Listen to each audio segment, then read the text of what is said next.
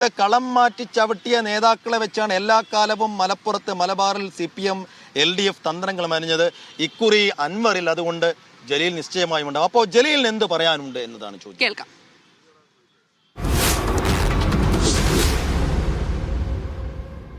നിയമസഭാ തെരഞ്ഞെടുപ്പിന് ഒരുങ്ങുകയാണ് കേരളം. സ്ഥാനാർത്ഥി ചർച്ചകളിലേക്ക് മുന്നണികൾ കടക്കുന്ന ഒരു സമയം കൂടിയാണ്.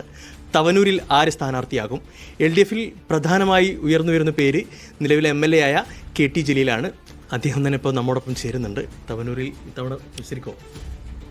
ഞാനിപ്പോൾ തവനൂരിൽ 3ാമത്തെ ടേം കഴിഞ്ഞല്ലോ. അപ്പോൾ 3 ടേമൊക്കെ കഴിയുമ്പോൾ സ്വാഭാവികമായിട്ടും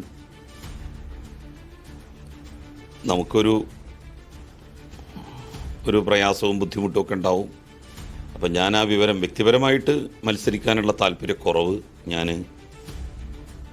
പാർട്ടിയെ അറിയിച്ചിട്ടുണ്ട്, നേതാക്കന്മാരോട് പറയുകയും ചെയ്തിട്ടുണ്ട്. പാർട്ടി മത്സരിക്കണമെന്ന് ആവശ്യപ്പെട്ടാൽ അതൊക്കെ സാങ്കല്പികമായിട്ടുള്ള ചോദ്യങ്ങളാണ്. അത് അത്തരമൊരു സാഹചര്യത്തിൽ കാര്യങ്ങളൊക്കെ നോക്കിയിട്ട് തീരുമാനിക്കും. മറ്റൊരു പ്രധാനപ്പെട്ട കാര്യം, നജീബ് കാന്തത്തിനെതിരെ പെരിന്തൽമണ്ണയിൽ താങ്കൾ ഇറക്കുന്നുള്ള വാർത്തകൾ കേട്ടു. അതിലെങ്ങനെയാണ്? അങ്ങനെ പല നിയോജക മണ്ഡലങ്ങളിലെയും കാര്യങ്ങൾ പറയുന്നുണ്ട്. അതൊക്കെ വെറുതെ ഓരോരുത്തരും അവരവരുടെ ഊഹാപോഹങ്ങൾക്കനുസരിച്ച് സങ്കല്പങ്ങൾക്കനുസരിച്ച് കഥ മെനയുന്നു എന്ന് മാത്രമേ മനസ്സിലാക്കേണ്ടതായിട്ടുള്ളൂ. മത്സരിക്കുകയാണെങ്കിൽ തവനൂരിൽ മാത്രമേ എങ്ങനെയാണ്? അങ്ങനെയല്ല. ഞാൻ ഇപ്പം 4 ടേം മത്സരിച്ച് കഴിഞ്ഞല്ലോ. അപ്പോൾ വ്യക്തിപരമായിട്ട് ഒന്ന് മാറി നിന്നാൽ തരക്കേടില്ല എന്നുള്ളത് എൻ്റെ മനസ്സിലുണ്ട്. മറ്റൊരു പ്രധാനപ്പെട്ട കാര്യം, ഇപ്പം മലപ്പുറം ജില്ലയിൽ പ്രത്യേകിച്ച് UDF വലിയ തരംഗം ഉണ്ടാക്കി. ആ ഒരു സാഹചര്യത്തിൽ പ്രത്യേകിച്ച് ഈ നിലവിലെ സാഹചര്യം 16 ലഭിക്കുമെന്നാണ് UDF പറയുന്നത്. LDFിൻ്റെ കണക്ക് എങ്ങനെയാണ്? ഏതായാലും അതെന്തായാലും ഉണ്ടാവില്ല. 16 ലഭിക്കുന്ന ഒരു സാഹചര്യം ഒരു കാരണവശാലും ഉണ്ടാവില്ല. പക്ഷെ അവർ പറയുന്നൊരു പ്രതീക്ഷ പറയുന്നത് ഈ KT ജലീലിന്റെ മണ്ഡലത്തിലെ 5 പഞ്ചായത്തും ഞങ്ങൾ പിടിച്ചു, അതടക്കം 2011 അതൊക്കെ അവർക്ക് ശരിക്ക് മനസ്സിലാവാത്തത് കൊണ്ടാണ്, അവർ മനസ്സിലാക്കാത്തത് കൊണ്ടാണ്. 2011 ഞാനിവിടെ ആദ്യമായിട്ട് തവനൂരിൽ മത്സരിക്കാൻ വേണ്ടി വരുന്ന സമയത്ത് തൊട്ട് മുമ്പ് നടന്ന 2010 നടന്ന തദ്ദേശ സ്ഥാപന തെരഞ്ഞെടുപ്പിൽ ഏകദേശം 8000-ഓളം വോട്ടുകൾക്ക് UDF തന്നെയായിരുന്നു മുന്നിൽ. അന്ന് 7 പഞ്ചായത്തുകളിൽ 5 പഞ്ചായത്തും ഭരിച്ചിരുന്നത് UDF ആണ്. അന്ന് ഏറ്റവും കരുത്തനായിട്ടുള്ള സ്ഥാനാർത്ഥിയായിരുന്നു UDFന് VV പ്രകാശിനോളം കോൺഗ്രസ് പ്രവർത്തകന്മാരെ യോജിപ്പിച്ച് നിർത്താൻ ആ ഘട്ടത്തിൽ കഴിവുള്ള മറ്റൊരു സ്ഥാനാർത്ഥിയും ഉണ്ടായിരുന്നില്ല. അന്നും 6600-ലധികം വോട്ടുകളുടെ ഭൂരിപക്ഷത്തിന് ഞാൻ വിജയിച്ചിരുന്നു.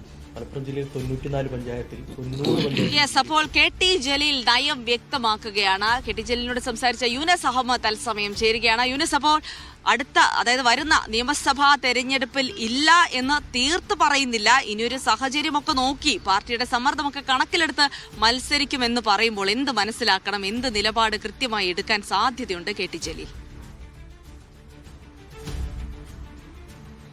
ജിൽസി, അത് തന്നെയാണ് അദ്ദേഹം വ്യക്തമാക്കുന്നത്. മത്സരിക്കാൻ താനില്ല, വ്യക്തിപരമായി കുറച്ച് ബുദ്ധിമുട്ടുകളും പ്രയാസങ്ങളുമുണ്ട്. ആ അസൗകര്യം പാർട്ടിയെ അറിയിച്ചു, പാർട്ടി നേതാക്കളെ അറിയിച്ചു എന്ന് തന്നെയാണ് അദ്ദേഹം പറയുന്നത്.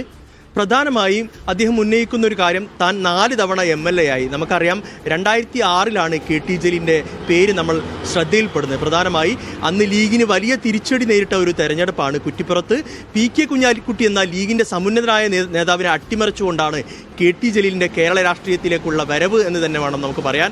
അതിനുശേഷം ഈ മണ്ഡല പുനഃക്രമീകരണം ഉണ്ടായി. അതിനുശേഷം 2011 മുതൽ 2021 വരെ തവനൂരിൽ ആണ് അദ്ദേഹം മത്സരിച്ചത്. 2011 ഈ VV പ്രകാശിന്, അന്നത്തെ DCC അധ്യക്ഷനായ VV പ്രകാശിനെതിരെ മത്സരിച്ചു. അന്നും വിജയം നേടി. 2016 അതോടൊപ്പം തന്നെ 2021 വിജയം നേടി. 2021 വലിയ ഇടതുപക്ഷ തരംഗമുണ്ടായിട്ട് പോലും 2000-ഓളം വോട്ടിനാണ് അദ്ദേഹത്തിന് വിജയിക്കാനായത് എന്നുള്ള ഒരു പ്രത്യേകതയുണ്ട്. ആ ഒരു സാഹചര്യം നിലനിൽക്കുന്നുണ്ട്. പക്ഷേ ഏറ്റവും പ്രധാനപ്പെട്ട കാര്യം, കഴിഞ്ഞ തദ്ദേശ തെരഞ്ഞെടുപ്പ്, ഈ 2025 നടന്ന തദ്ദേശ തെരഞ്ഞെടുപ്പിൽ വലിയ തിരിച്ചടിയാണ് തവനൂർ മണ്ഡലത്തിൽ LDF നേരിട്ടത്. 7 പഞ്ചായത്താണ് അവിടെ ഉള്ളത്.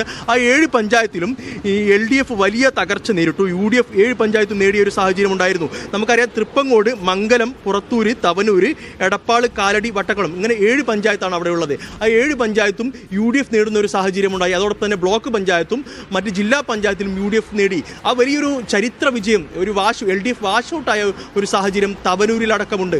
ആ ഒരു സാഹചര്യത്തിൽ താൻ മത്സരിക്കാനില്ല, വ്യക്തിപരമായിട്ടുള്ള ഒരു പ്രയാസമുണ്ട് എന്ന നിലക്കാണ് അദ്ദേഹം വ്യക്തമാക്കുന്നത്. അതോടൊപ്പം തന്നെ ഈ പെരിന്തൽമണ്ണ മണ്ഡലം നമുക്കറിയാം, നജീബ് കാന്തപുരം മത്സരിക്കുന്ന പെരിന്തൽമണ്ണ മണ്ഡലം, അവിടെ മത്സരിക്കുമെന്നുള്ളൊരു വാർത്ത പുറത്തു വന്നിരുന്നു. ആ ഒരു സാഹചര്യത്തിൽ അവിടെ മത്സരിക്കുമെന്നൊരു ചോദ്യം ഞങ്ങൾ ചോദിച്ചു. അതിന് അദ്ദേഹം പറയുന്നത് അതൊക്കെ ഊഹാപോഹങ്ങൾ ആണ്, അവിടെ മത്സരിക്കുന്ന ഒരു സാഹചര്യം നിലവിലില്ല. താൻ ഏതായാലും ഇപ്പോൾ മത്സര രംഗത്തേക്കില്ല. പക്ഷേ പാർട്ടി ആവശ്യപ്പെട്ട പ്രധാനമായി ഞങ്ങൾ ഉന്നയിച്ചൊരു കാര്യം പാർട്ടി ആവശ്യപ്പെട്ടാൽ താങ്കൾ മത്സരിക്കുമോ എന്നുള്ളൊരു കാര്യമാണ്.